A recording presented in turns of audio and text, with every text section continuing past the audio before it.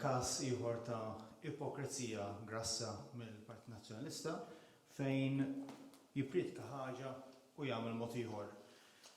Bażikament hija sitwazzjoni fejn għandna deputat li kien qed jagħmel il-dokument fuq l-ambjent għall-Partit Nazzjonalista u fl-istess ħin għamel din l-applikazzjoni f'isem il-mara tiegħu li ovvjament għamilha biex ikun moħbi biex ħadd ma jinduna illi għamel din l-applikazzjoni. Hawnhekk nuru daqsxejn il-pjanta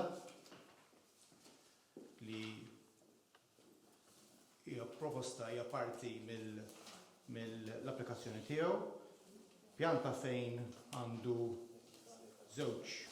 garax isfel, għandu wkoll wine cellar, domestic store u fuq għandu wkoll 3 bedroom walk-in wardrobe kollha, ensuite, dining u kitchen combined living kbira, washroom u ovvjament hemm ċertu kobor li rridu niftakru dina f'ODZ illi kulħadd jgħid li ODZ għandha tibqa' ODZ.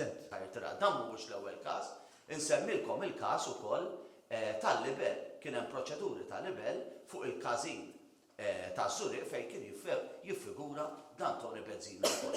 Huwa t-tieni każ u Simon Busutti ma jieħux azzjoni waħda biex jiddixxiplina. Aħseb wara kieku dan ikun il-Prim Ministru f'pajjiżna kemm issa mhux nagħmlu d-dokumenti kemm fir-realtà se jiggverna u se jieħu passi tajbin f'pajjiżna u allura din tkompli tiddentja nerġa' ngħidha id-diskors li qal eżatt ftit qabel il-press conference fil-fatt nirringrazzja l-kap tal-Oppożizzjoni li ċara li dak li jrid huwa legalità biss.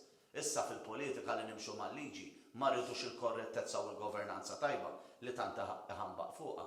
Huwa każ eċċellenti t-ipokrizija politika u nerġa' ngħid jiena Simon Busutti ma nemnux għaliex huwa opportunist, huwa dajjef u huwa jipprattika l-ipokrizija politika.